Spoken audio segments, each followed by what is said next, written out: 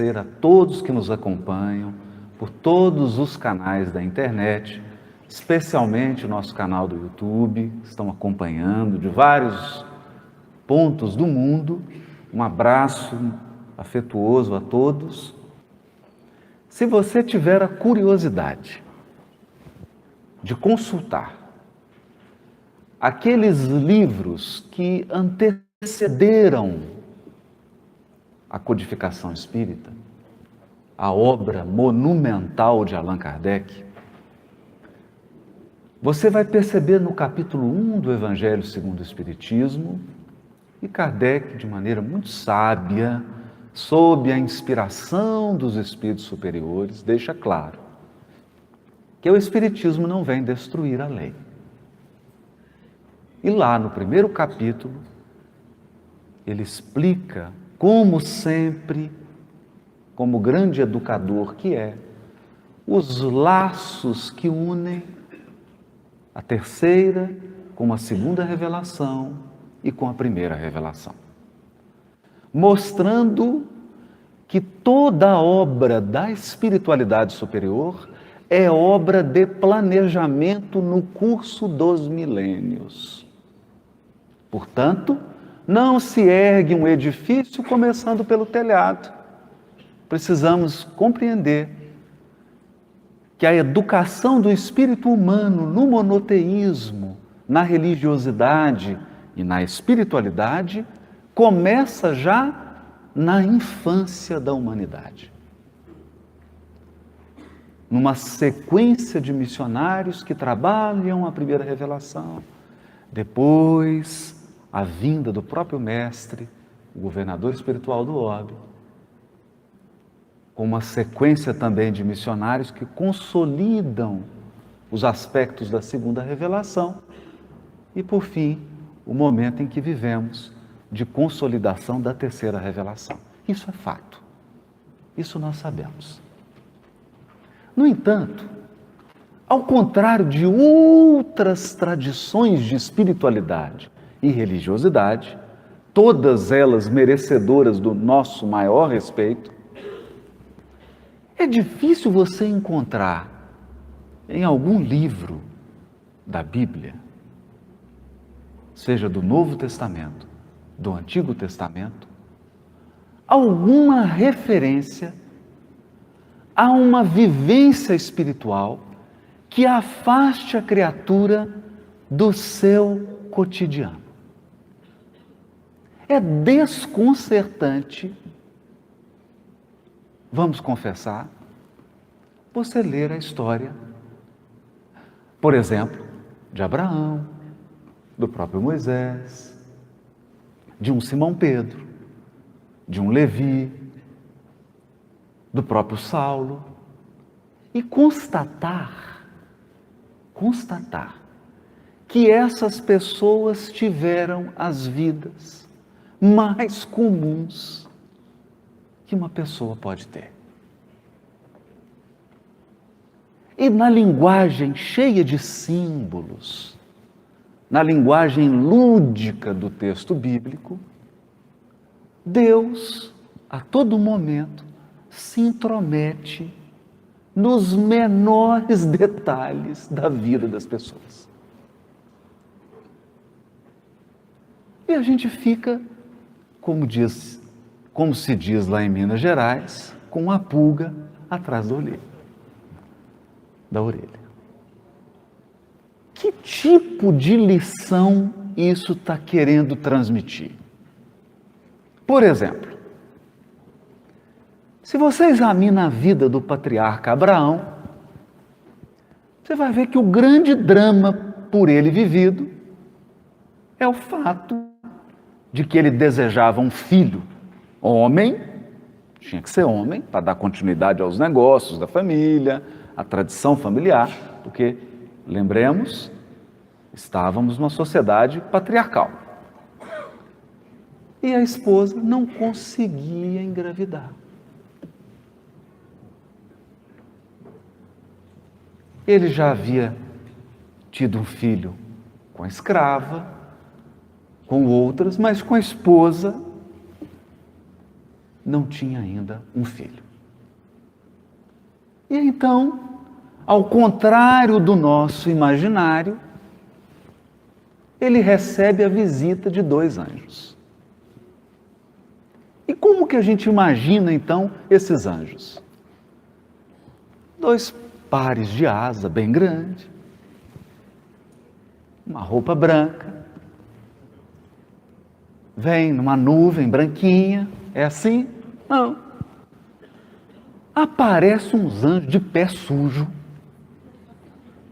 suado, barbado, porque não tinha gilete, com sede, cheio de poeira, e o Abraão visualiza aqueles 2 mensageiros, percebe que são mensageiros, porque anjo é um mensageiro, é alguém que traz uma notícia. Pede para eles entrarem, faz o ritual do acolhimento,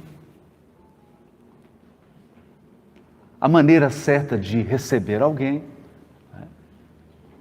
Por exemplo, em Minas Gerais, pelo menos no interior, a pessoa chega na sua casa, o que você faz?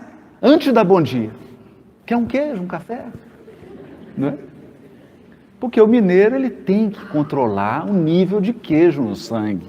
Não pode baixar muito, senão ele tem algum problema, né? Então se oferece um café, um queijo, a pessoa senta na mesa, quer uma água.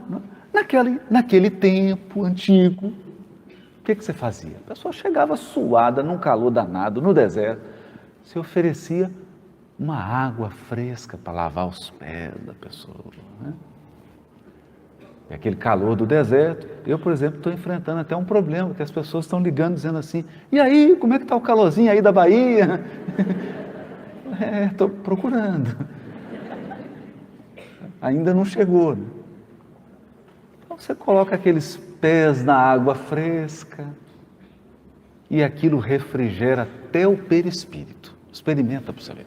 Já com muito calor, você põe o pé numa bacia de água gelada, até o perispírito fica refrescado. Então ele recebeu ali os mensageiros e, claro, qual que era a angústia de Abraão? Já mais velho, na terceira idade, ou quarta, eu acho que quinta, prevendo já a sua desencarnação, queria um filho, e os mensageiros falaram, vai ter o filho. Vai ter o filho. Aí, Abraão, um homem sério, né? Deve ter baixado a cabeça, falando assim, vai ser difícil. Não tem ainda as técnicas de inseminação, né? Isso aí não chegou ainda. Deve ter pensado, não sei como é que vai ser isso. Mas engraçado são as mulheres, que elas são mais espontâneas, né? São bem mais espontâneas. E a Sara estava ouvindo de um cantinho, claro, né? Acho que chega 2 anjos em casa e a esposa não vai ficar prestando atenção na conversa, né? Então a esposa estava lá escondida, ouvindo tudo, sabendo o que eles estão conversando, né? E quando os anjos, né, lá, dizem que ele vai ter o filho, a Sara dá uma boa gargalhada.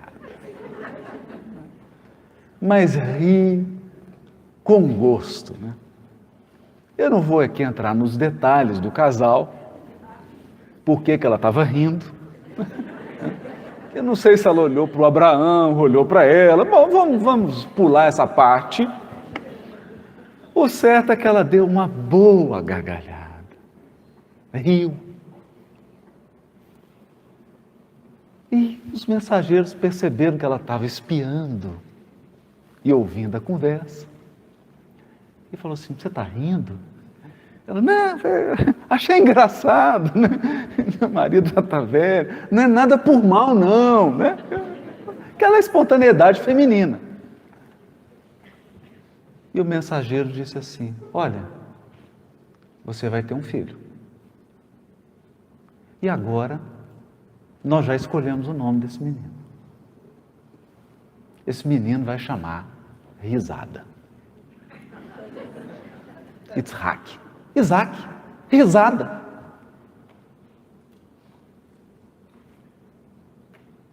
Então, você lê isso, né? E dá uma risada. E acha engraçado. Mas será que não tem alguma coisa por trás disso? Será que nessa história corriqueira, em que um casal já na quarta, quinta idade tem um filho, e o filho chama Risada, e esse filho é um dos patriarcas, será que não tem alguma coisa? Porque imaginem, nós poderíamos estar falando de um Abraão que foi para a montanha, ficou numa posição de lótus e meditou. Então uma luz o envolveu, e ele ficou 10 anos meditando, sem comer, sem tomar água, sem respirar. E teve uma revelação. Não tem isso. Não tem isso. As maiores lições que essas personagens bíblicas têm são nas situações mais corriqueiras da vida. Por exemplo, Jesus, segundo o capítulo 3 do livro Boa Nova, de Humberto de Campos, psicografia de Francisco Cândido Xavier, ao contrário do que muitos imaginam, não subiu em nenhum tapete mágico e voador. Ele simplesmente ficou em Nazaré, na carpintaria do seu pai, José. Quando chega o momento da sua atividade pública, depois de sondar Jerusalém, perceber estrategicamente que não seria por ali, ele se dirige para Galiléia. E o que Jesus faz? Funda então um grupo espírita, secreto, onde as pessoas ficavam só orando, meditando e entrando em contato com as esferas superiores. Foi isso?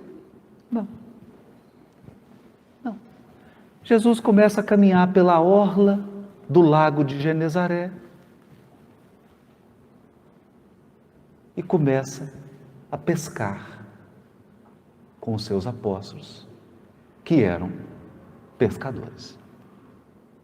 Ninguém é afastado do cotidiano, ninguém recebe uma dádiva para poder se ausentar da sociedade, ninguém é retirado das suas relações familiares, ninguém é retirado das suas obrigações. Por exemplo, Levi continua sendo fiscal da Receita Federal. Só que é da Receita Federal do Império Romano. Cobrador de impostos. Continua. Não há deslocamentos exteriores.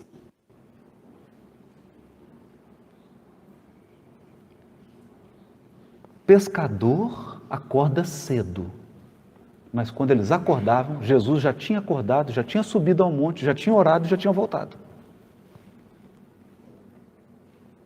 E estava lá, pescando, andando, comendo.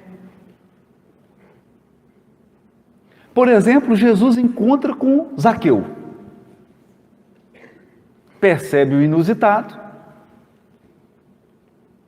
e chama Zaqueu para uma conversa especial, para algo assim extraordinário? Não. Jesus se convida para almoçar na casa de Zaqueu. Almoçar.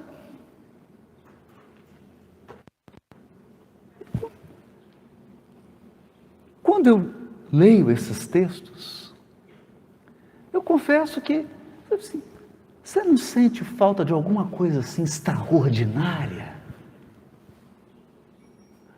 Imagina Jesus aqui em Vitória da Conquista, entra aqui na Semana Espírita, você fala, aí dá aquele burburinho, Jesus está aí, Ele veio.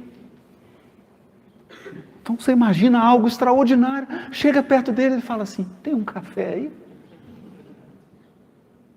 Vamos tomar um café? Vamos. Chama Zaqueu para almoçar. E em meio ao almoço,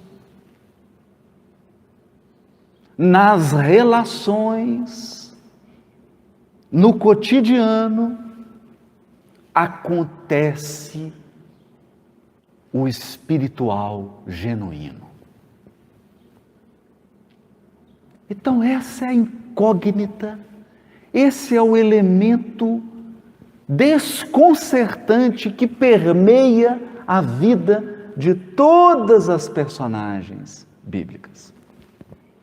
E então, nós nos perguntamos, e na doutrina espírita? Você abre então o famoso capítulo Sede Perfeitos, que está no Evangelho segundo o Espiritismo. Você está imaginando agora que os Espíritos vão nos dizer o seguinte: esqueçam o corpo. Agora, vocês são seres absolutamente espirituais e devem cuidar unicamente do espírito. Então, agora, acordar às 5:30 da manhã, o café da manhã, uma prece e uma meditação. O almoço, água fluidificada. É bom, para um regime é bom, assim, de uma semana. É isso. Então, lá no capítulo Sede Perfeitos, nós pescamos um item. O item 10. Cujo título é O Homem no Mundo. O Homem no Mundo. Homem aqui, lembrando, no sentido de ser humano. Ser humano.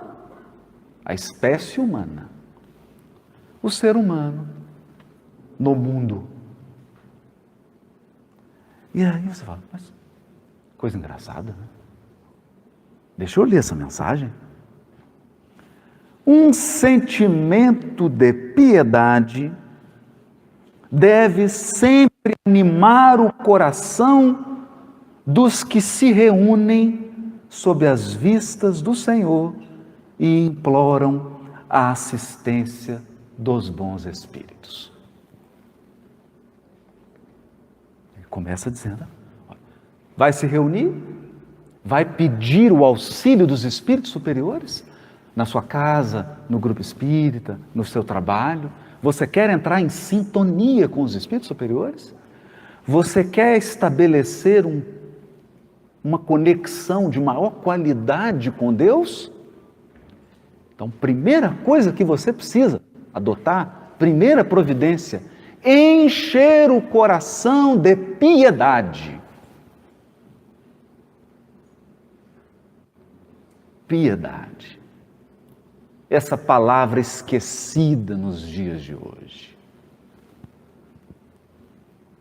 Que a pessoa piedosa é a pessoa, no mínimo, respeitosa, humilde, que sabe se colocar, não é? Que se resigna às forças e circunstâncias que estão acima das suas faculdades e das suas possibilidades. É aquele indivíduo que percebe que o mundo não se movimenta em razão do seu próprio capricho, que o mundo tem suas leis e suas regras, e nós que devemos nos adaptar a elas.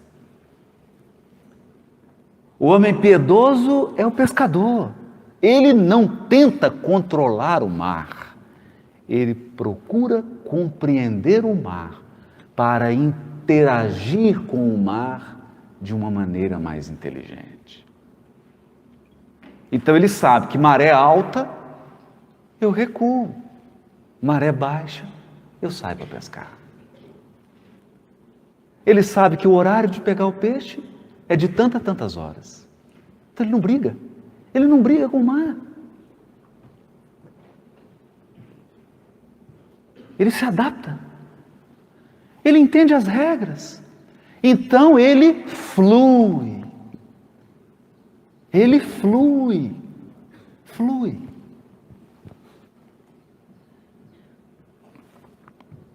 Esse é o piedoso. Piedoso. Nós vamos falar sobre isso.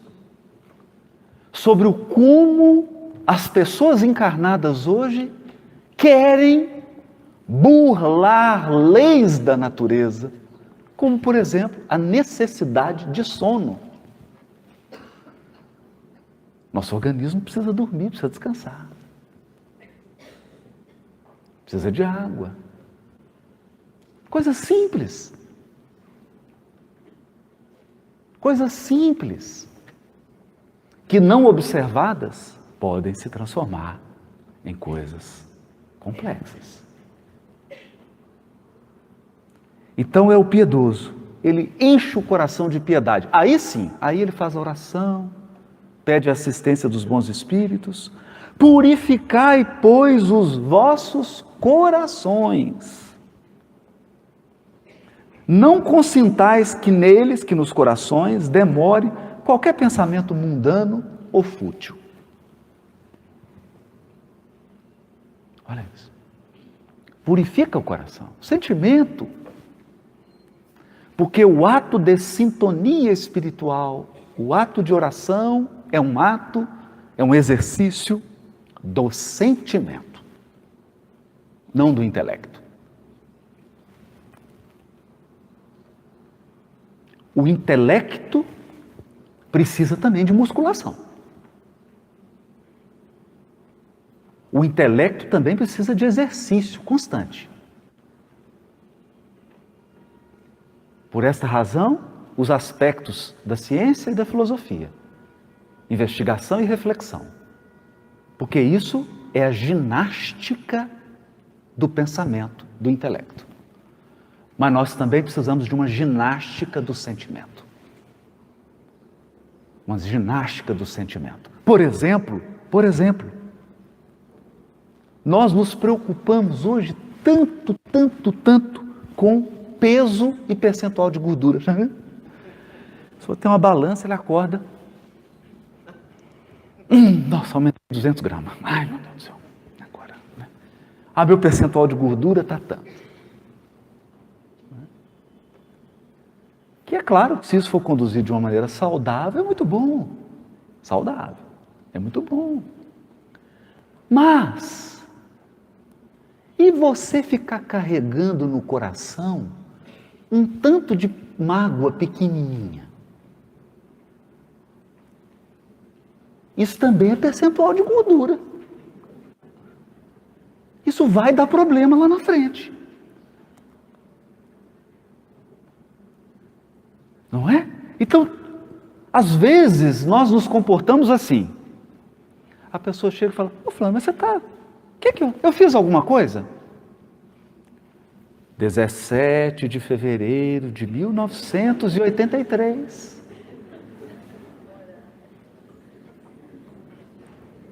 Eu pedi para você fazer aquilo para mim. Você não fez. 19 de agosto de 1999. E a pessoa tem uma lista de pequeninas mágoas e ressentimentos que ela está guardando. E se os nossos aeroportos tivessem equipamentos para pesar a mágoa, o que ia dar de excesso de bagagem? E eu chegar e falar, ih, rapaz, você vai ter que deixar um pouco de mala para trás. Porque você fica carregando aquilo, gastando e carregando. O coração está sobrecarregado de pequeninos ressentimentos.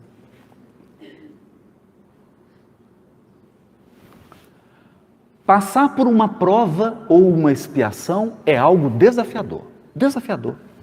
Desafiador. E eu fico hoje pensando por quê? Não é tanto passar pela expiação ou pela prova. Que às vezes você passa bem. Nossa, meu Deus, passei. Tá uns roxos aqui. Estou bem andando ainda de muleta, mas consegui passar. O problema não é esse. São os traumas que você mantém e cultiva depois de ter passado por uma expiação e por uma prova. Por exemplo, uma revolta sutil, uma tristeza sutil, um desânimo que você não sabe explicar por quê.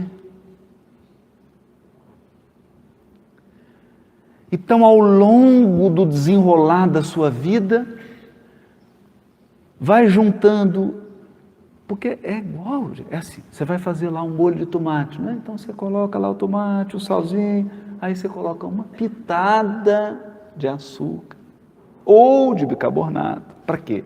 Para diminuir a acidez do tomate. Não é assim? Para fazer o molho?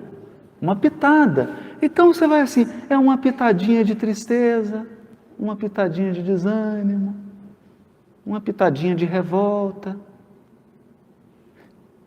Daqui a pouco, de pitadinha em pitadinha, o negócio já virou 3 quilos, 4, 5, 1 tonelada. E você agora já começa a perceber que é uma criatura amarga.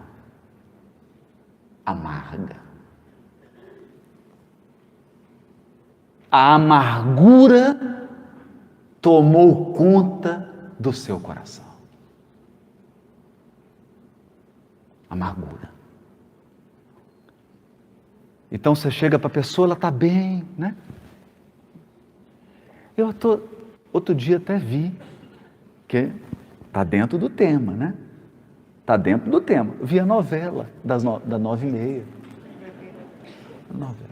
Aí tem um rapaz lá que ele está bem, já virou empresário, está rico, está super bem. E a vida do sujeito é vingar das pessoas que fizeram ele triste quando ele era criança. Mas essa pessoa não tem nada de interessante para fazer? O rapaz está bonito, está com dinheiro, está bem, tem a empresa, não está querendo. Porque quando eu era criança, eu não tive isso. Então acumulou um tanto de amargura e se tornou amargo. Uma amargura que vem de pitadas. Pitadinha. É uma tristezazinha aqui, um ressentimento ali. Então os Espíritos dizem, purificai o coração. Vai para a prece, vai pedir o contato com os Espíritos superiores? Faz o seguinte, dá um banho demorado no coração. Por quê? Você escova dente todo dia? Espero que sim. Tomara. Pelo menos uma vez no dia você passa um fio dental, se Deus quiser. Toma banho pelo menos uma vez no dia. Então, todo esse cuidado com um corpo que vai morrer. Que dirá os cuidados que o espírito, que o sentimento exige? Todo dia você tem que passar um fio dental. Escovar o dente do coração. Dar um banho. Para tirar pequenas sujeiras do caminho que vão se acumulando. Então está aqui, purificai os vossos corações. Não consintais que nele demore qualquer pensamento mudando ou fútil. Elevai o vosso espírito àqueles por quem chamais, a fim de que, encontrando em vós as necessárias disposições, possam lançar em profusão a semente que é preciso germine em vossas almas e dê frutos de caridade e justiça. Então nós nos elevamos e aí ocorre a semeadura. É uma semeadura porque os espíritos superiores depositam em nós não somente ideias, mas energias novas, disposições novas. Você recebe uma espécie de soro espiritual. Pluga aqui, dá 2 soros. Você sai renovado, hidratado. Por quê? Porque ao longo das experiências de um dia, uma semana, um mês, você desidrata espiritualmente. Você fica desidratado. Porque não é fácil. Então, esse contato renova as nossas energias, né? Então, está vendo que a mensagem está caminhando aqui? Já entendi. Então, eu vou me afastar, vou ficar agora só orando. Aí o Espírito começa a dizer assim: não julgueis, todavia, que exortando-vos incessantemente à prece e à evocação mental, prece e evocação mental, pretendamos vivais uma vida mística, que vos conserve fora das leis da sociedade, onde estáis condenados a viver. Condenados.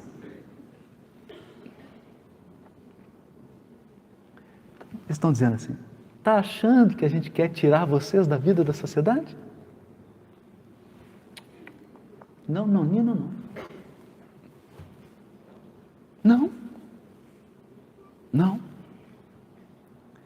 Não vivei como os homens da vossa época, como devem viver os homens.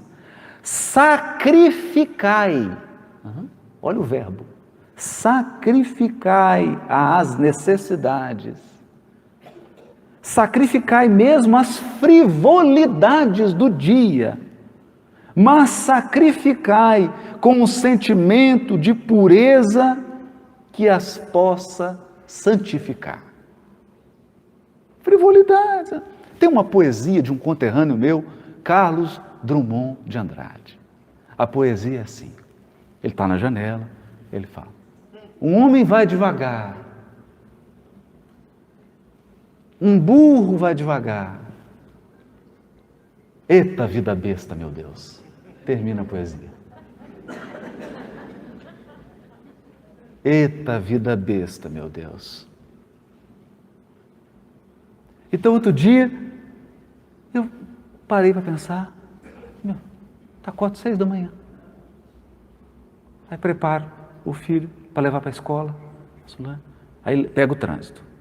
É um trânsito suave. Belo Horizonte hoje tem um trânsito suave. Inclusive, os especialistas estão prevendo que daqui a 1 ano não tem mais trânsito em Belo Horizonte, porque os carros não vão andar.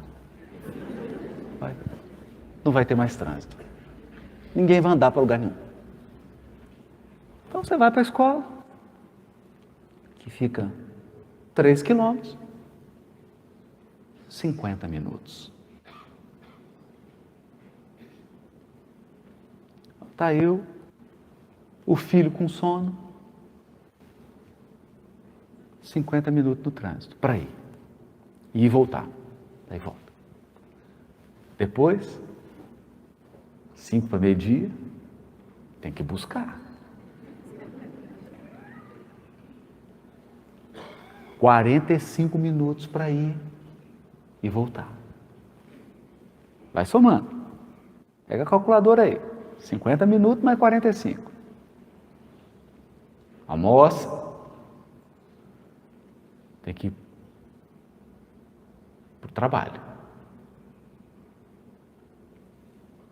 22 quilômetros. 1 hora para ir, 1 hora para voltar. 2 horas, mais 50 minutos, mais 45. Outro dia eu estava lá na minha oração, com essa mensagem aqui. E falei assim, meus amigos espirituais, olha, não quero discutir com ninguém, não estou questionando nada, está tudo certo, mas 3 horas só para deslocar?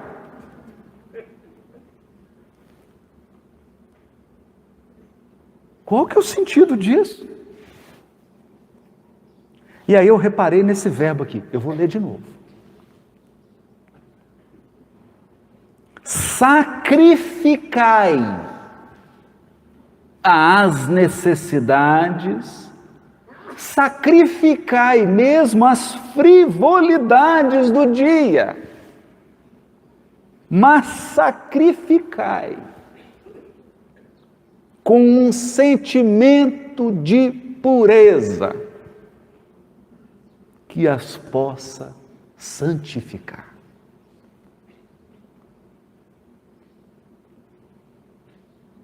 Sacrificai com sentimento de pureza. Sacrificar. Então, você não vai ser levado para um ambiente de espíritos puros, eles vão orar e vai cair pétalas de luz. Não, você vai ser colocado no trânsito.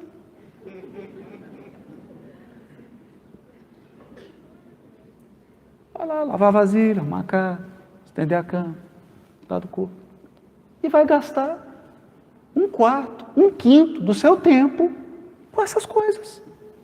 Por quê? Por quê? Então me lembrei aqui de alguns casos bem interessantes. Quando você visita assim os lugares onde o Chico viveu,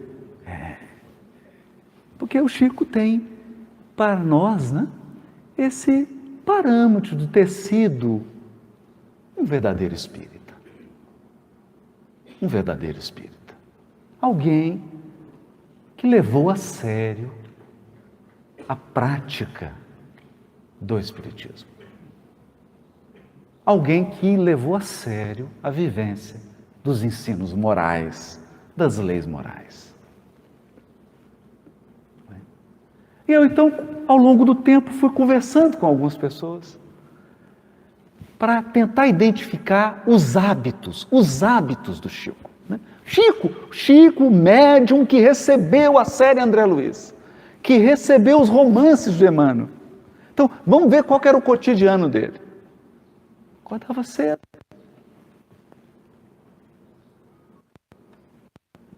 Saía na rua. Aí você olhava para aquele bar, mas era, gente, pensa num bar, assim, daquele bem derrubadinho. Pensa num bar assim que você fala, nossa, meu Deus do céu. Pensa num bar assim. Mas pensa mais. Era um bêbado caído aqui, era um outro lá tomando um café da manhã, que é uma cachaça. 6:30 da manhã. Você vê o que é o vício, né? E o Chico entrava naquele bar. no balcão e pediu um café. Falou, não é possível. Não é possível. Então um dia passou uma senhora muito espiritualizada. Ao contrário do Chico, muito conectada com a espiritualidade superior, e falou assim, Chico, você num bar? Mas foi assim, sutil, falou com classe. Num bar? Porque aquela região você não fala bar, você fala bar. Aqui. E aí o Chico falou para ela, minha irmã, quando um espírita entra num bar, ele vira lar.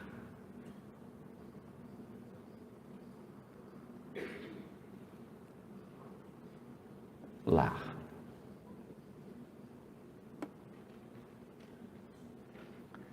Então, mas ele não ia lá para beber cachaça.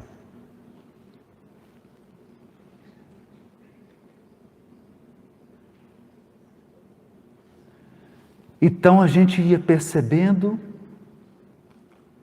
que muitos daqueles companheiros que haviam sucumbido ao vício começavam a procurar o Chico nas reuniões. Alguns sem a menor condição de melhorar nessa encarnação. Mas começava o processo da sementeira. E ele acolhia. E ele acolhia. Certa vez me contaram, fizeram uma reunião mediúnica, o Chico participando, reunião de desobsessão. Presta atenção, não é uma reunião mediúnica, uma reunião de desobsessão para acolher e atender pessoas que estão num processo grave de obsessão. Entendido? Então nós estamos falando de pronto-socorro. Pronto-socorro. Então, se você abre um pronto-socorro, quem que você espera que vá ao pronto-socorro? Pessoas com saúde, não é? Chega lá a pessoa, o médico, ó, doutor, vim aqui te ver, bom dia, né? Mas o que você tem? Não tem nada. Vim aqui, só te cumprimentar. Não, no pronto-socorro, você espera que cheguem as pessoas com os quadros mais graves. Então, nessa reunião de obsessão, levaram um companheiro totalmente perturbado, completamente perturbado. Completamente perturbado. E colocaram o pobrezinho lá na reunião mediúnica, ao lado do Chico, porque eles iam fazer o tratamento. Então, faz a prece, concentra, Chico concentra. O companheiro tira um maço de cigarro, pega um cigarrinho, acende e começa a fumar na reunião mediúnica.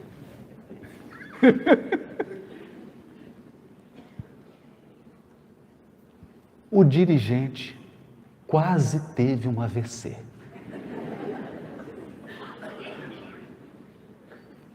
Porque é uma cena chocante, vamos combinar, não é?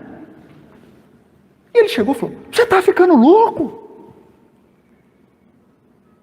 Está na reunião mediúnica e acende um cigarro do lado do Chico. Aí o Chico tirou a mãozinha, olhou para o dirigente, aquele olhar, né? Aí o dirigente já ficou em silêncio. E o Chico virou para o obsidiado. Estava obsidiado. Falou assim: ô meu irmão, pode soprar a fumaça em mim?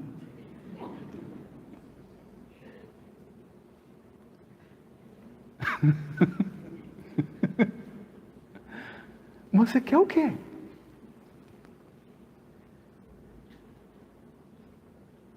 O que a gente espera? Imagina, você tem uma fratura exposta, chega no pronto-socorro, o médico fala: nossa, o osso saindo para fora? Nem não atendo. Mas doutor, o senhor é ortopedista? Não, não. Só atendo fratura sem ser exposta.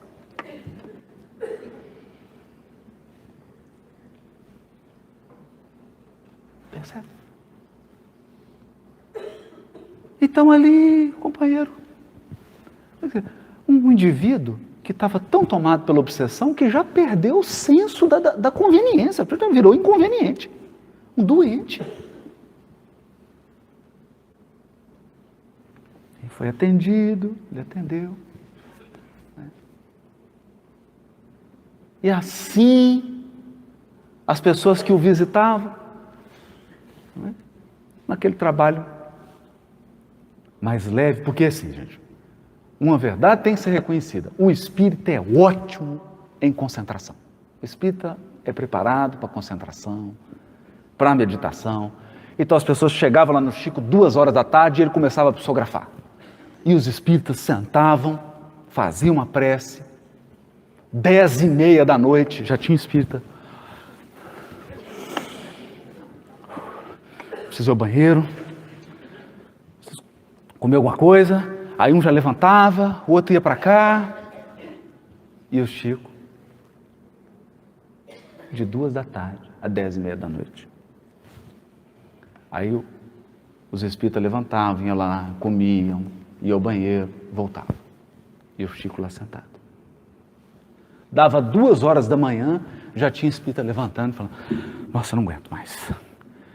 Não aguento, é muita elevação. É muita espiritualidade. E é mesmo. 2h30 da manhã, o Chico parava para psicografar. Aí devia ter gente assim: graças a Deus que acabou. Quero voltar para o hotel, esticar minhas pernas. Aí o Chico ia ler as mensagens, uma por uma, entregar. 4h30 da manhã. Já tinha gente desdobrada. A pessoa já estava incorporando nela mesma. Ela só falava através de psicofonia no próprio corpo. E o Chico virava para os amigos: vamos tomar um café lá em casa? Vai dizer não, né? Todo mundo ia. Eu ia tomar um café. Ia tomar um café. Certa vez teve um evento, estava até o Herculano, quem conta isso é o Herculano Pires. Estava com os companheiros, foi desse jeitinho que eu contei aqui. 2 horas da tarde, era 4h30 da manhã, o povo estava tomando café e comendo um bolinho. E o Chico ali acolhendo. Quer dizer,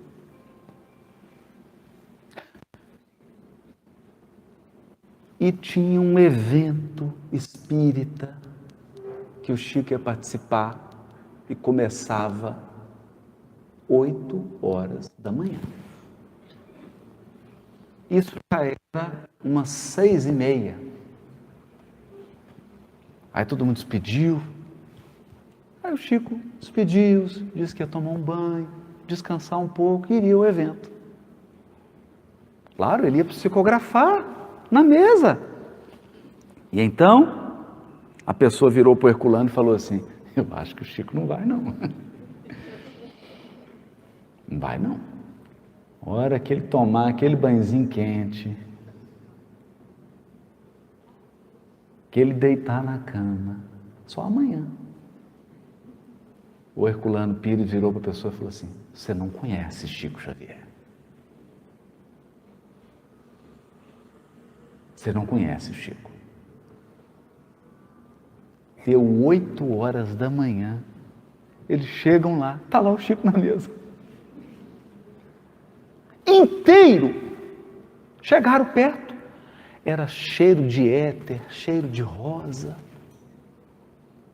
exalando dele. Então,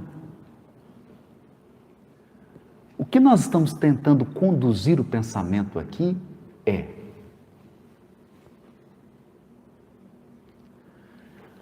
o cotidiano da encarnação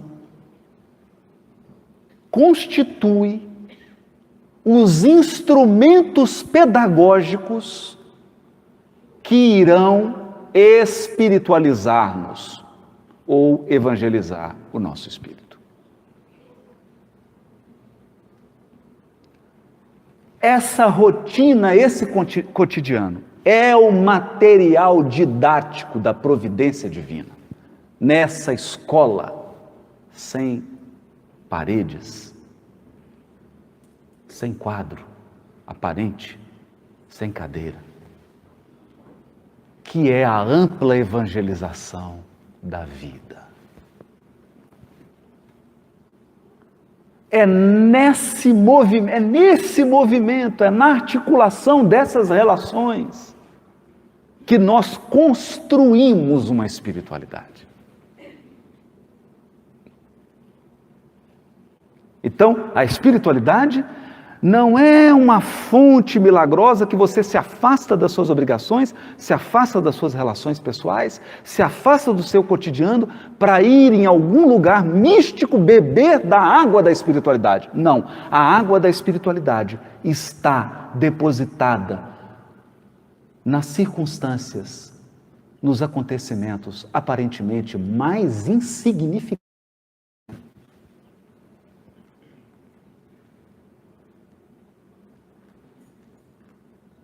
E talvez as lições mais grandiosas que você vai experimentar serão dadas nos fatos mais corriqueiros da sua vida.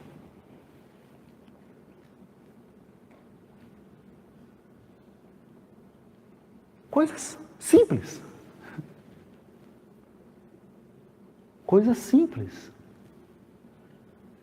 Você irá perceber padrões de espiritualidade e padrões de ação da espiritualidade superior em coisas corriqueiras. Coisas corriqueiras. Então, por exemplo, já contei isso, mas é bom, né? É bom contar. Dirigindo, com meu filho, ele mal-humorado, que tinha acordado cedo, sentado do lado de cá. Eu não tão bem-humorado. Dirigindo, a pessoa dá uma fechada. E aí, gente, eu tive uma regressão para uma encarnação anterior minha, em que eu estava numa espécie animal. Uma encarnação muito remota. Então veio aquela memória de animalidade, eu baixei o vidro assim. Agora eu vou rugir. Eu lembrei dessa encarnação que eu fui leão. Vou rugir. Eu baixei o vidro. O indivíduo parou do meu lado. Falei, é agora. Eu já estava até ouvindo a música do Rei Leão. Eu falei, é agora que eu vou rugir.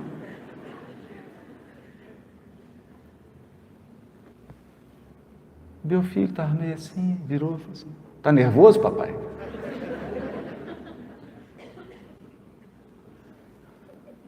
Um pouco. Assim, vai xingar o moço? Falei, estou querendo.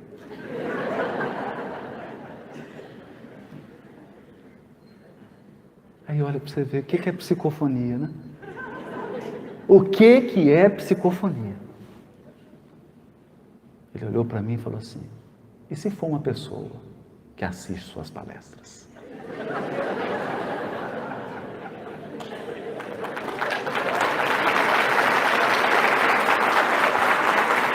Nessa hora, eu mudei de encarnação. Eu lembrei na encarnação que eu fui um ratinho, pequenininho. Me deu uma diminuída. Mas eu tinha que dar uma resposta, né? Eu tinha que dar uma resposta. Aí eu falei assim, aí eu estarei desmoralizado. Desmoralizado. Não é? Eu xingo o sujeito, ele fala, nossa, eu assino seu canal, te acompanho lá.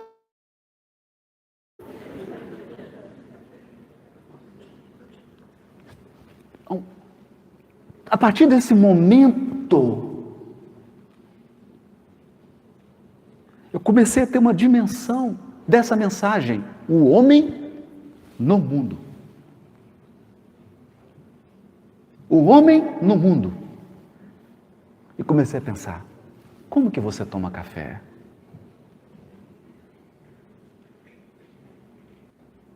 Como é que você almoça? Como é que você lida com essas questões assim, aparentemente sem importâncias?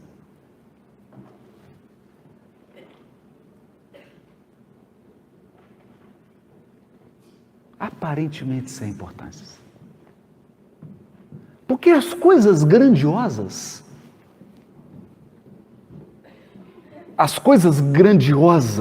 as ações extraordinárias de Deus se escondem nos fatos corriqueiros. Por exemplo, tive um amigo agora, não estava com sobrepeso, não tinha nenhum sinal clínico indicando que ele tivesse uma situação de risco. Eu começo a sentir uma dorzinha assim no peito, um calor, assim, um cansaço. Vai para trabalhar, sente, o negócio está meio esquisito, não? Está estranho. Liga para uma pessoa que é cardiologista, espírita, amiga. Ela fala, vem para cá. Vem para cá agora. Ele tinha sofrido um infarto. Aí chegou lá, você está bem? Tô bem, estou sentindo um cansacinho. Né? Vai fazer o exame? Ela falou, nós vamos te internar, você vai fazer um cateterismo, uma angioplastia e uma válvula estente. Mas agora? Não dá para mandar um WhatsApp assim, preparar? Não, é agora. Nós vamos ter que fazer agora, porque assim está com um pequeno risco de você ir para nosso lar hoje.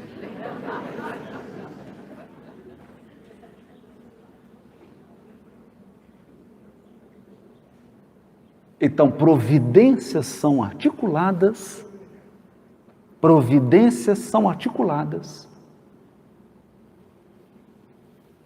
no cotidiano da vida. E eu pergunto, no cotidiano da vida, está você sintonizado com as forças superiores que regem os nossos destinos?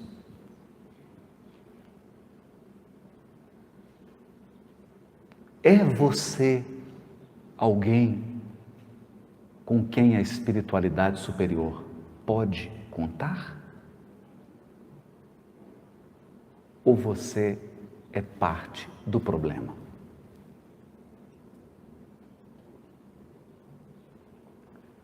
Bom, nós vamos agora fazer uma oficina de cotidiano. Então vamos dar um intervalo até às 11, para que você vá ao banheiro com bastante espiritualidade. Tome um café com bastante espiritualidade. E daqui a pouco a gente volta para prosseguir nas nossas reflexões. Não choqueis a nenhum deles com quem tiverdes. Sede joviais, sede ditosos, mas seja a vossa jovialidade a que provém consciência limpa. Seja a vossa ventura a do herdeiro do céu, que conta os dias que faltam para entrar na posse da sua herança. Então aqui há uma sutileza nesse parágrafo que nós tínhamos comentado, inclusive, na palestra de ontem. A encarnação é uma balança. Raramente tudo vai estar bom na sua vida. Então, quando você está com um pouquinho de dinheiro, você fica doente. Quando você está com um pouquinho de dinheiro, está com saúde, tem um problema na família. Quando a família está bem, acaba o dinheiro. Então, a gente está sempre a ponto de Emmanuel dizer assim: superado um problema, espere outro. Você fala, nossa, mas tem hora que parece que o Emmanuel está amargo, né? Mas não é isso não. Aí ele continua assim: outra não é a função da escola. Outra não é a função da escola. Imagina, você está numa aula de matemática, o professor apresenta um problema matemático. Aí você consegue resolver. Aí te ensina uma outra coisa, um outro problema que você não consegue. Eu me recordo, tive um professor muito engraçado na UFMG. Engraçado e bom. Até hoje da aula lá. Professor Jacinto Brandão. Sou de grego. Ele colocava um texto, a gente lia e pesquisava as palavras no dicionário, né? Platão, né? Então trazia um texto, a gente lia, estava lendo tudo, aí ele vinha, trazia outro. Você olhava, aí ele ria e falava assim: ficou grego de novo. Ficou grego de novo. Então, conseguia ler. Mas era um outro texto mais exigente e de passo em passo você ia acumulando competências, habilidades, memórias e enfrentando cada vez mais textos mais complexos, mais difíceis, com vocabulário maior. Outra não é a função da escola. A encarnação é uma escola. Então ela mistura. Ela mistura. Você pega, por exemplo, a obra de André Luiz. Então, vamos lá. Nossa, é mais ou menos uma harmonia. Não é todo mundo igual. Não é todo mundo igual. Não é? Tanto que você tem gente que está trabalhando no Ministério do Auxílio e tem gente que está na União Divina. Então há diferença. Mas há um certo equilíbrio. E quem está no umbral, está no umbral. Só adentra em nosso lar se for para ser socorrido. Agora aqui na Terra não, você mistura todo mundo no umbral, nosso lar, todo mundo junto, às vezes na mesma família. Os caracteres todos diferentes, todo mundo junto. Para quê? Para forjar o caráter. Forjar. Nenhuma liga metálica é obtida a não ser em altas temperaturas. Então, as virtudes do espírito, as habilidades, os potenciais anímicos, eles são forjados. Forjados. Eu me lembro de uma cena comovedora. Todo mundo deve se recordar. Foi no início de 2002, Chico Xavier, já bastante abatido, foi internado. Até aquela cena que estavam filmando, apareceu duas luzes entrando no... Não é? Aquele fenômeno, né? Impressionante. E aí foram entrevistar o Chico, e ele disse então que se tratava da sua mãezinha, de Emmanuel, que foram visitá-lo. Né? E lá, num determinado ponto da entrevista, uma pessoa pergunta assim: o que que o Emmanuel te disse? Porque eu não sei se você sabe, o Chico não gostava muito de hospital, nem de ser internado, se é que tem alguém que goste. Mas ele não gostava mesmo. Não gostava. E ali ele teve um problema e precisou ficar internado. Depois de mais de 80 anos de mediunidade, de trabalho dedicado à vida doada ao bem, e ele está ali logo internado, o que ele não gostava. Então Emmanuel entra, eu já imagino o que ele perguntou. Falei assim, poxa vida, não é possível? Eu aqui internado? Então a pessoa pergunta, o que o Emmanuel te disse? E ele, para eu ter paciência. Ter paciência. Por quê? Porque a encarnação e a vida é composta de processos naturais. Processos naturais que têm o seu tempo, a sua lógica. E ninguém burla o espírito de sequência da natureza. Ninguém burla. Então vai chegar uma hora, que é a hora da preparação, da viagem, de volta. E isso é um processo. Tem um desenrolar. E ali naquele momento em que a desencarnação dele estava sendo preparada, as últimas providências estavam sendo tomadas pelos maiores da espiritualidade, a ele cabia paciência, aguardar. Então é isso que está sendo dito aqui. Nós estamos misturados com caracteres diferentes, mas é preciso fazer um esforço. E isso aqui nos chama a atenção. Por que eu estou focando nesse parágrafo aqui? Há poucos dias atrás, um colega de profissão deu um tiro na boca.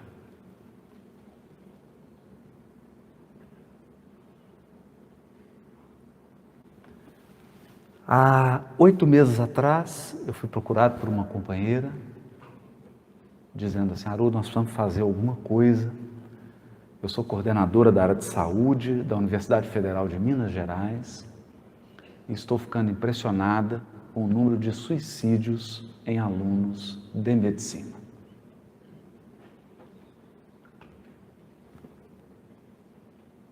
Então, nós estamos vivendo um processo silencioso de tristeza e desânimo. Tristeza e desânimo. Semana passada, num curso obrigatório do tribunal, um curso de formação permanente, estive com os colegas e aproveitei para checar uma estatística do Conselho Nacional de Justiça e eu resolvi fazer a minha própria pesquisa. E descobri, de 25 colegas de profissão, aproximadamente 18, 19, somente dormem com remédio.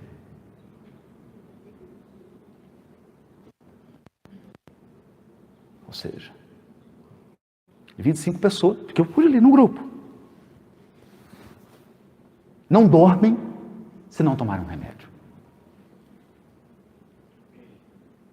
E essa é uma realidade hoje em todas as famílias, em todas as profissões. Depressão, amargura, suicídio. Então, esse é um processo. Não quero aqui ser simplista, simplório e estabelecer aqui uma causa única para a depressão, porque isso é de uma complexidade imensa, com múltiplas causas, com múltiplas circunstâncias. Mas também nós observamos, a gente está vivendo, está vendo as pessoas. E tem duas coisas a gente observa que está acontecendo. E está acontecendo mesmo com o espírita. Isso está acontecendo. Um acúmulo de ressentimento, de mágoa, de tristeza, de desânimo, que começa com uma pitada.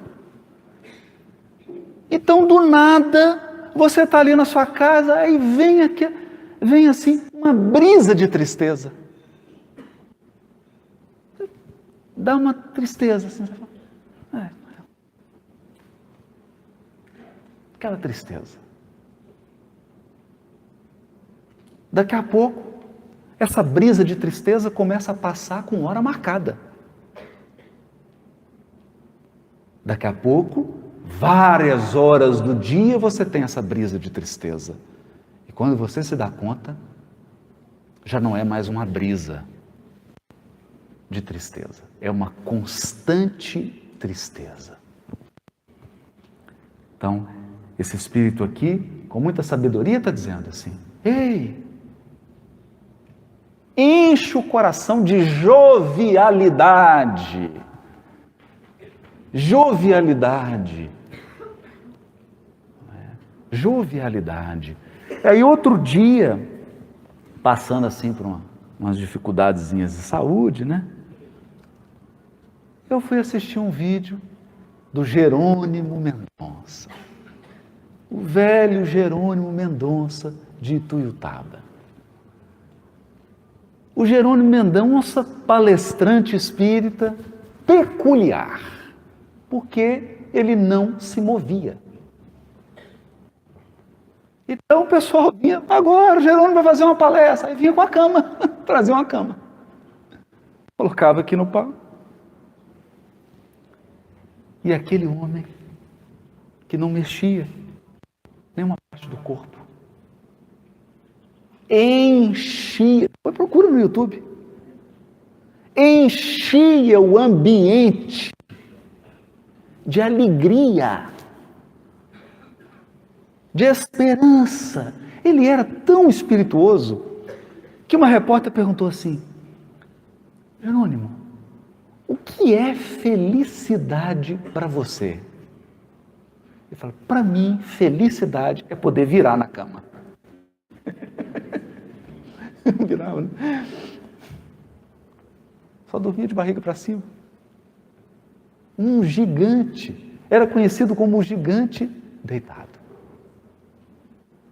E certa vez disse, ele estava um pouco triste, né? Estava um pouquinho triste. E aí procurou o Chico. E o Chico então encheu de alegria. E o Jerônimo abasteceu, porque a gente precisa disso. A gente precisa abastecer. Com greve ou sem greve de caminhão. Tem que abastecer. Abastecer os nossos tanques espirituais. Ele foi, se abasteceu, saiu animado. E na despedida, virou para o Chico e disse: ô Chico, até logo então, muita paz, Chico. E o Chico: tira o Z. Tira o Z, Chico? Como assim? Muita paz. Muita paz. Precisamos de trabalho, meu irmão. Muita paz.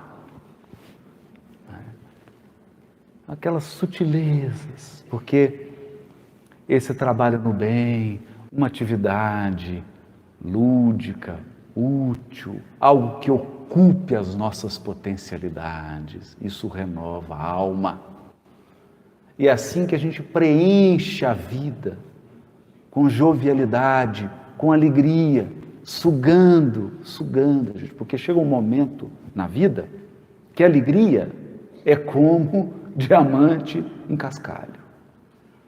Para cada tonelada, você captura 1 grama. Mas tem que buscar.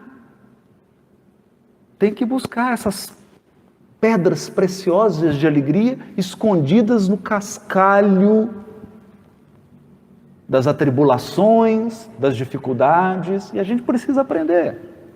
Então esse é um ponto. Esse é um ponto. Porque o resultado da sua conta é o que você escolhe somar. O resultado da sua conta é o que você escolhe somar. De modo que se você vier com uma lente assim, eu estou com esse problema, aí mais falta de dinheiro, mais isso, mais. No meio da conta você já começa a ficar deprimido. Se você começar agora a listar todos os problemas seus, da sua família, vamos levar para o atendimento espiritual aqui atrás. Você vai entrar em depressão. Por outro lado, se você aprende a somar bênçãos, se você aprende a somar o que está bom, isso vai lhe trazer um pouco de alegria e de jovialidade. Não a alegria de quem está fugindo, não a jovialidade de quem está se enganando e perdendo-se. Mas, como diz aqui, a jovialidade de alguém que, iluminado aí pelos elementos do Consolador prometido, sabe que a vida aqui é uma vida temporária. É sempre bom medir tudo na nossa vida, tudo que está acontecendo, tudo por que nós estamos passando, colocar nessa medida de que no fim,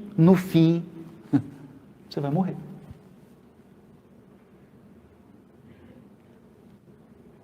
Isso é um exercício que nós precisamos fazer. E eu tenho ouvido assim, tenho vivido e tenho ouvido. Vivido e ouvido. Conversava com esse amigo aí que teve um infarto, ele falou assim, eu estou tendo que agora mudar a minha maneira de viver. Espírita. Mas por quê? Porque a espiritualidade permitiu que ele colocasse um pezinho na desencarnação. Um pé. Então, alguns de nós só estão reformulando sua maneira de pensar e sua maneira de viver se você der um susto. A pessoa tem que quase desencarnar e ela muda. Alguns. Você quer isso? Se você quiser, a gente faz a prece agora pedindo. Só um susto. Você vai só sentir a desencarnação, assim, um leve. Então, essa perspectiva, ela nos traz para a realidade e para a condição do espírito encarnado. A condição do espírito encarnado é uma condição de fragilidade. Fragilidade. Nós caminhamos em uma fragilidade que é permanente. Por mais que você se acredite poderoso e no controle da situação. Não é assim. Segundo, afora essa nossa capacidade de aprender a somar o que é bom, há um outro elemento da sociedade contemporânea, que alguns têm chamado de a civilização do analgésico. Olha que expressão curiosa. Alguns estudiosos têm chamado o nosso tempo de o tempo do analgésico. Por quê? Ninguém mais, com raras exceções, tem resiliência, suporta a dor. Então nós vivemos numa cultura que diz assim, meu Deus, não pode sofrer. Não pode ter dor. Nenhuma dor.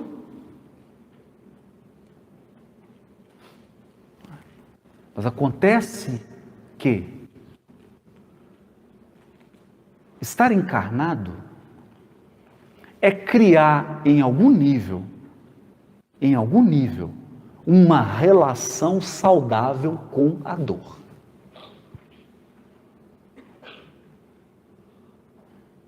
Não dá para alimentar a ilusão de que nós vamos poder afastar a dor demais.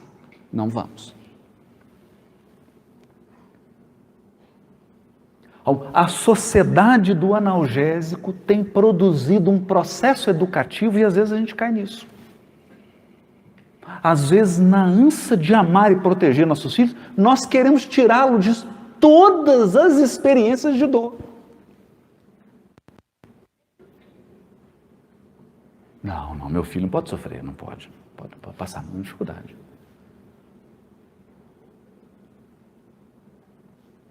E isso tem transformado indivíduos em pessoas frágeis.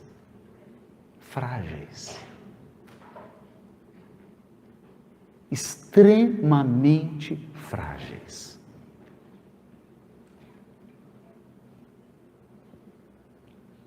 Isso é sério por quê? Uma criança que foi educada numa família onde ela é poupada de qualquer aborrecimento, onde ela é poupada de todo tipo de frustração, onde ela é poupada de todo tipo de dor, mínima que seja, essa pessoa não consegue sobreviver quando termina um namoro. Ela tem 15 anos de idade. O primeiro namoro, aí a pessoa termina com ela suicida.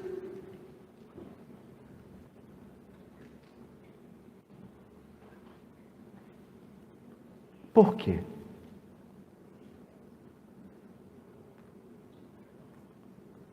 Portanto,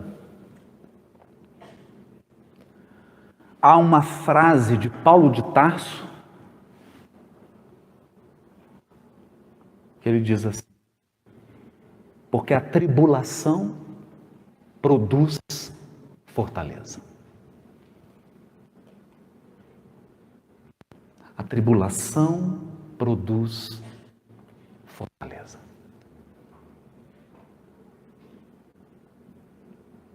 E aí nós adentramos num tema que é importantíssimo.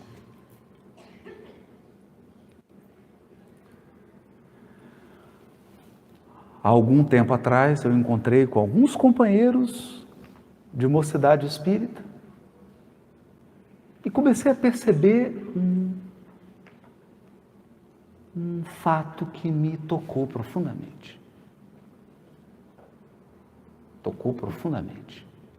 Alguns companheiros de jornada, da primeira hora do contato com o Espiritismo, estavam amargurados e decepcionados, perdendo a sua conexão com a espiritualidade, porque passaram por algum processo de sofrimento.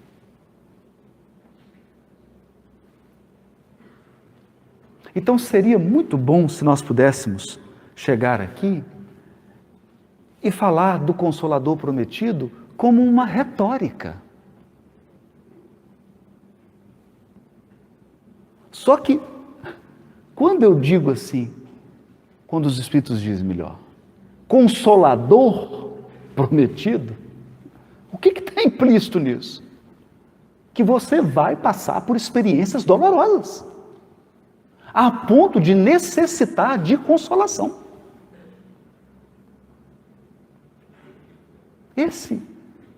Esse é o recado.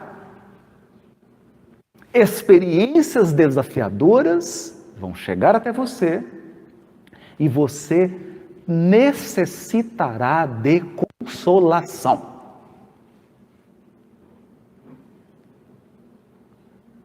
E essas experiências lhe trarão fortaleza.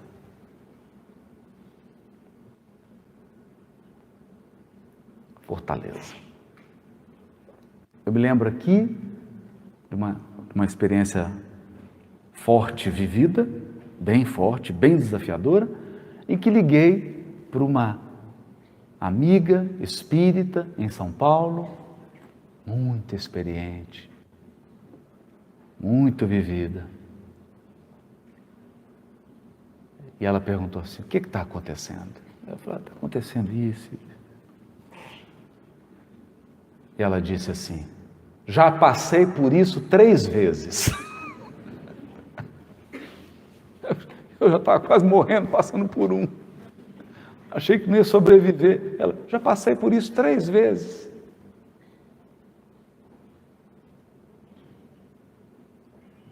Então, naquele momento, eu me dei conta do grau da minha fragilidade psíquica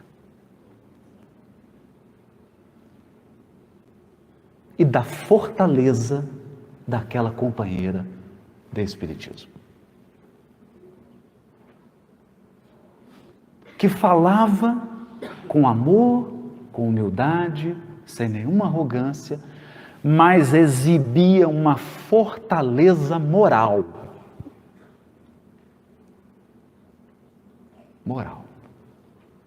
Então, é necessário resgatar esses elementos da espiritualidade. Porque hoje, quando nós falamos em espiritualidade, geralmente as pessoas concebem alguma coisa mística. Mas a espiritualidade, no fundo, é isso aqui. É uma capacidade de encontrar alegria em meio à tempestade. Continuar de pé quando tudo te leva a deitar. Manter-se firme e forte quando todas as circunstâncias exteriores parecem estar ruindo. Então você bebe dessa linfa do Espiritismo, do Consolador prometido, e se fortalece, e se torna robusto. E isso tem a ver com fé. Fé, que é o que está dizendo aqui, do herdeiro. Porque fé aqui não é no sentido de acreditar. É fé no sentido de confiar. Confiar, que é um processo. E você vai passar por ele. E que há um propósito. Há um propósito. Então, qual que é o desafio de estar encarnado? O encarnado não pode ter ou não pode ser revelado ao encarnado as garantias. Porque esse é o processo educativo. Então nós estamos aqui encarnados e assim, a gente não sabe. A gente caminha na confiança. Por exemplo, acabei de receber aqui do mundo espiritual uma lista dos presentes aqui, da desencarnação dos presentes aqui, nesse seminário. Deixa eu pegar aqui qual vai ser o primeiro. Não tem isso. Sabe por que não tem? Porque até esse processo é dinâmico, ele pode ser alterado. Até esse processo pode ser alterado. Certa vez um companheiro foi narrar um problema para o Chico, e ele falou assim: mas meu irmão, nós precisamos resolver isso. Eu já estou na minha 3ª moratória. Falou desse jeito. Eu já estou na minha 3ª moratória.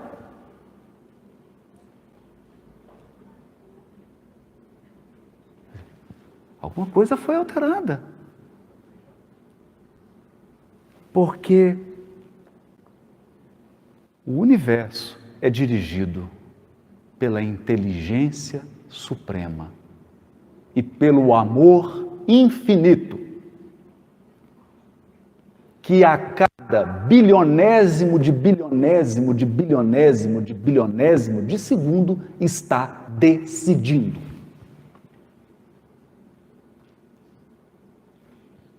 Então as decisões podem ser alteradas.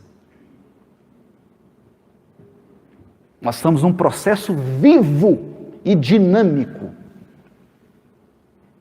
Vivo e dinâmico. Então, o que se exige então? Conhecer não é possível. Não é possível. Nós não temos como ter acesso ao processo integral. Não temos. Mas temos elementos suficientes para confiar. Para confiar. Que há uma supervisão individual de nossas vidas. Basicamente, é assim: sorria, você está sendo filmado. Você está sendo observado. Não consiste a virtude em assumir severo e lúgubre aspecto, em repelirdes os prazeres que as vossas condições humanas vos permitem. Olha isso. Repelirdes os prazeres que a vossa condição humana vos permite. Eu fiquei feliz quando li isso aqui. Hoje eu como o meu queijinho com uma alegria, gente. Ato aquele queijo, põe o café, é quase que uma cerimônia de iluminação.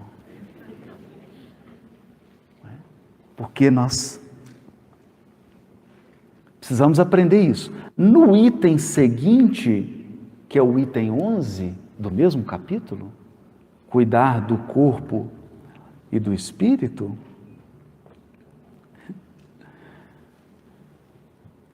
o Espírito que dita a mensagem diz assim, que nós somos mesquinhos até no gozar.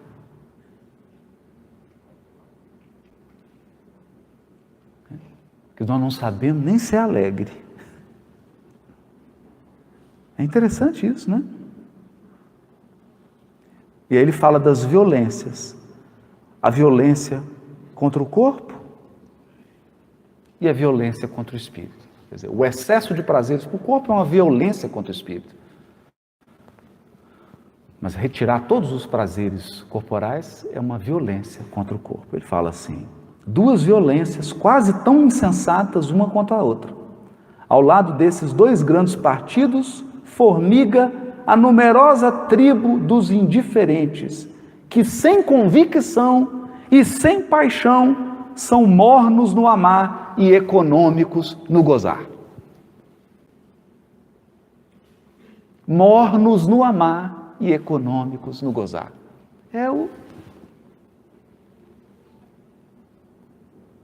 Aquela coisa. Então, olha o que os Espíritos estão dizendo. Não.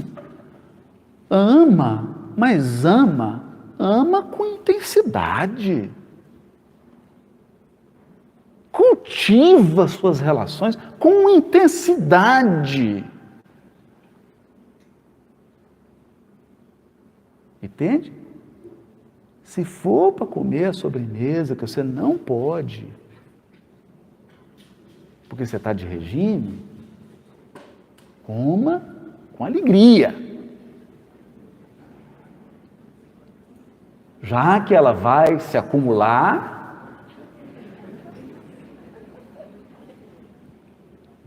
faça com alegria.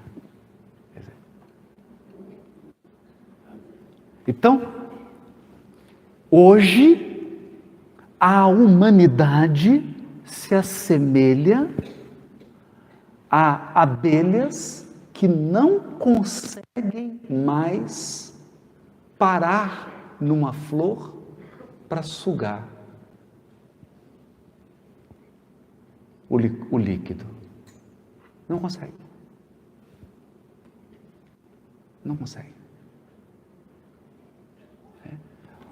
Então, nós criamos 1.200.000 necessidades para conseguir 1 grama de felicidade.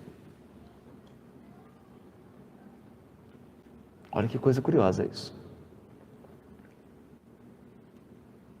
Olha que coisa curiosa. Então, antes, as pessoas se reuniam assim, sentavam na calçada da rua, não tinha nada. Sentavam na calçada da rua para conversar, e aquilo dava uma alegria, aquilo enchia. Eu reunia a família, brincava e contava alguma coisa. Hoje, você recebe 2 pessoas, não, então eu vou servir isso aqui, aí vou fazer aquilo, aí tem que arrumar isso. Não, você mais se fadiga do que aproveita.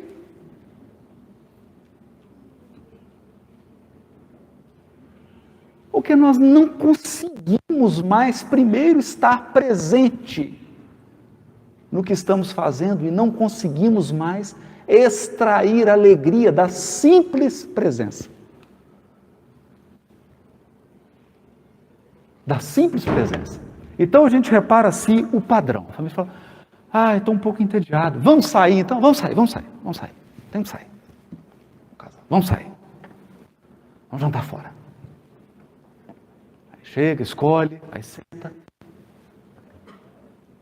Aí um pega o celular, está aqui no WhatsApp, no Facebook, o outro aqui. E aí, vai pedir o quê? Não sei. Pode ser isso aí, pode. Então, pode pedir. Moço, o prato aí, já escolhendo. Eu podia ter ficado em casa. Entende? Então, mas isso é uma tendência que está nos sugando. Ninguém consegue mais. Você quer ver uma coisa desconcertante? Eu vou falar para vocês uma coisa desconcertante. Desconcertante. Experimenta fazer isso hoje, depois que terminar o seminário.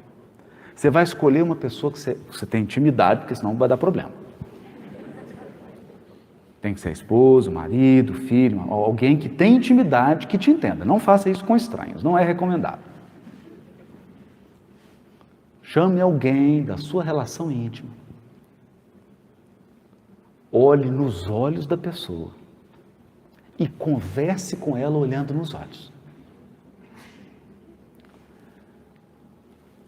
Em 2 segundos, a pessoa vai te perguntar assim, você está com algum problema?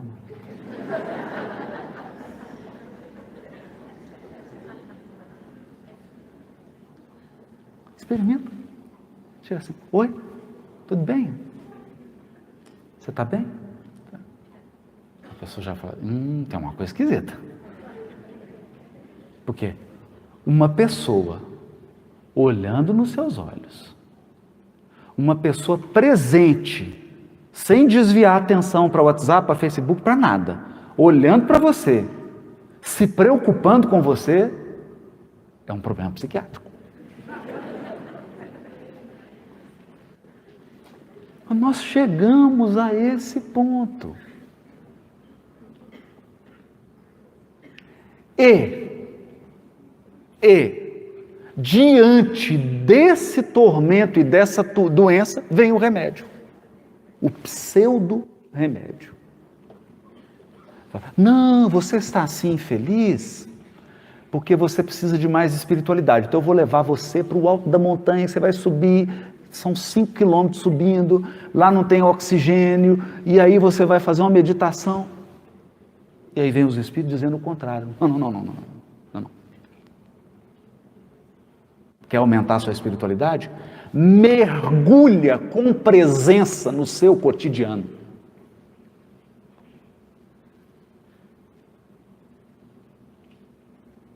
Mergulha com presença na sua vida.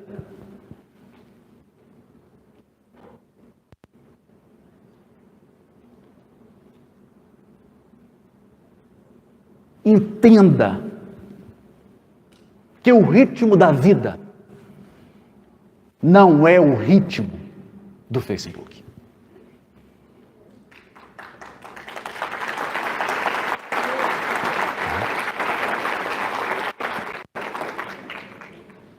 Então, quando você mergulha nisso, nesse cotidiano, nós vamos perceber uma coisa, gente. Parece tão simples, né? Parece tão simples. E eu termino então com essa reflexão que foi lida ontem, no mesmo capítulo. Desculpem, no capítulo Deus do livro A Gênese, o item 34. Nós lemos isso aqui. Só que agora eu quero dar um outro enfoque. Lá nós fizemos uma leitura, fizemos uma outra interpretação. Vou dar agora um outro enfoque. Olha o que Kardec escreve. Sendo Deus a essência divina por excelência, unicamente os espíritos que atingiram o mais alto grau de desmaterialização podem percebê-lo.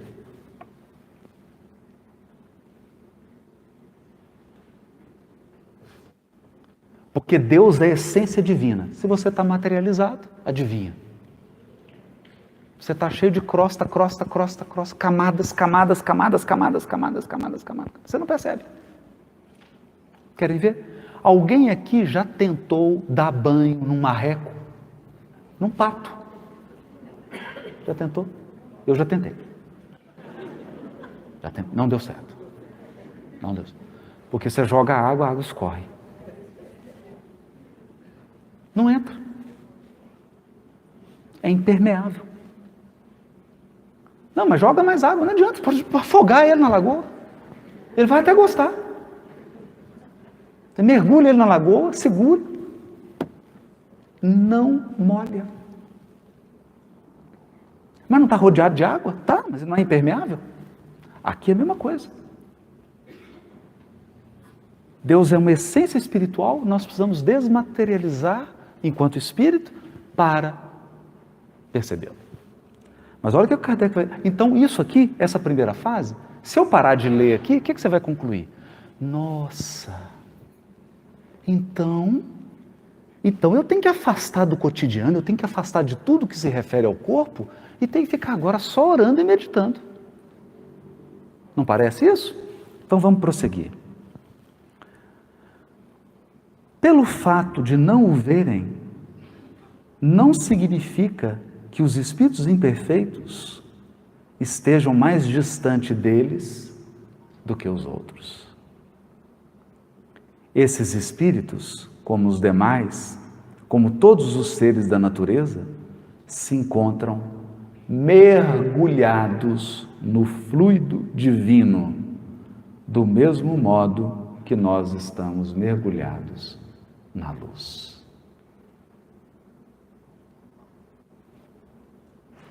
O que há é que as imperfeições dos espíritos imperfeitos são vapores que os impedem de ver a Deus.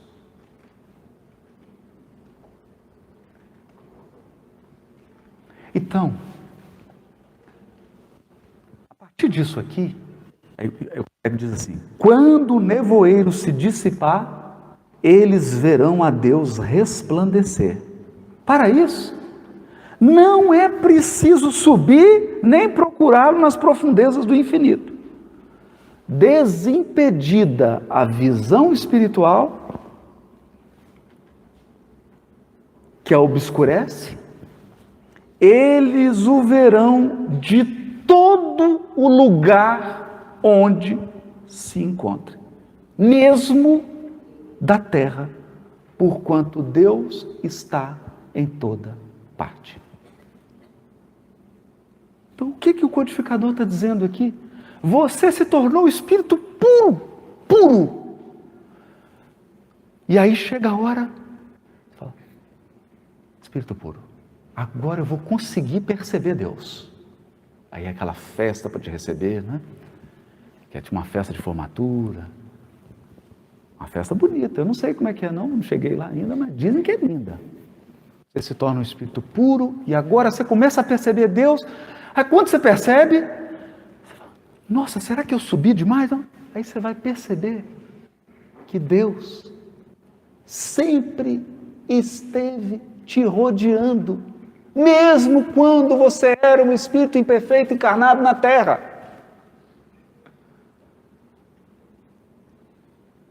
Deus não mudou de lugar. Foi você que ampliou a percepção. Então, o que esse ensino aqui quer nos transmitir? Sabe o quê? Você agora está absolutamente cercado e preenchido por Deus.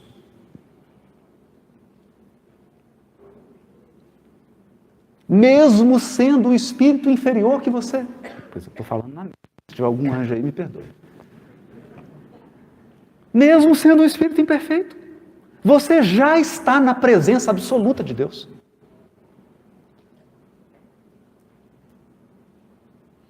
Você já está. Você não tem que ficar evoluindo para estar na presença de Deus, não. Você já está na presença de Deus.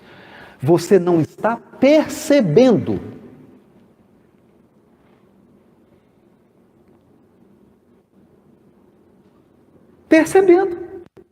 E isso é um negócio desconcertante. Agora, quando eu tiro a roupa, vou tomar banho, eu falo, licença, pai, toma um banhozinho aqui, você não repara. Você já está na presença. Em tudo que você faz. Você está absolutamente preenchido e tomado por Ele. Porque a criação está mergulhada em Deus. O que muda isso? Eu tenho procurado, nos últimos 2 anos, talvez eu registre isso num livro, estou pensando. Tenho procurado conversar com amigos e amigas espíritas que tenham vivido expiação, mas não é expiação pequena não, tem que ser um negócio grande. Aquelas expiação assim, gigantesca. Só coisa de alto nível. Expiação dolorosa. Então, já pesquisei uns 4 casos. Comigo 5.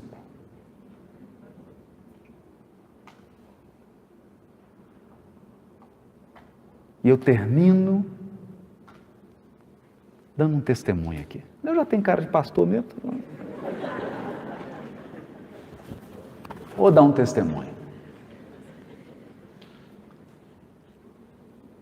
Tem um pouco mais de 3 anos que eu estou tentando atingir 10% da qualidade de uma experiência que eu vivi quando enfrentei uma profunda expiação na minha vida. Eu não consigo chegar nesse padrão.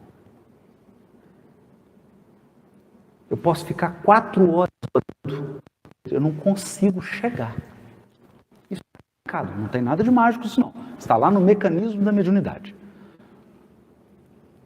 André Luiz explica que quando você passa por uma dor profunda, você vibra numa frequência de comprimento de onda curtíssimo. Você conecta imediatamente com Deus. E foi o que aconteceu. Aquele momento assim que eu fui tomado de um desespero, eu senti. Senti como nunca antes na minha encarnação a presença, não era de espírito não. O espírito estava cheio. Dava até para ver os vultos andando na casa. Eu que não sou vidente, sou crocodilo. Dava para ver os vultos. Não estou falando de espírito, estou falando da presença divina.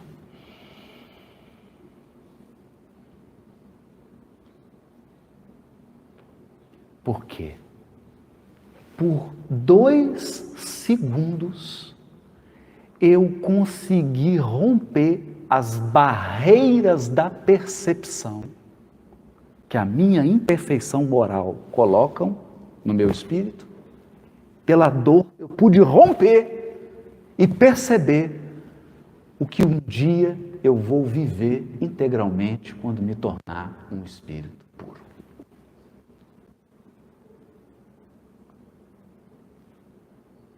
A presença divina é indescritível. Por quê? Ele não fala. Deus é banguelo, não tem boca, não tem garganta, não tem nada. Não fala. Ele é imaterial. Ele não fala. Então é uma experiência difícil de explicar. Mas por incrível que pareça, eu já conversei com 4 companheiros e companheiros, amigos de Ideal Espírita, que passaram também por, nossa, coisas assim, e me narraram a mesma coisa. Então eu quero encerrar dizendo assim: você não precisa ir para lugar nenhum. Você não precisa subir em lugar nenhum. Você não precisa mergulhar em lugar nenhum. Você não precisa sair dessa cadeira que você está sentado agora. Para aumentar seu padrão de espiritualidade. Você só precisa permitir que o seu espírito ultrapasse as barreiras da materialidade.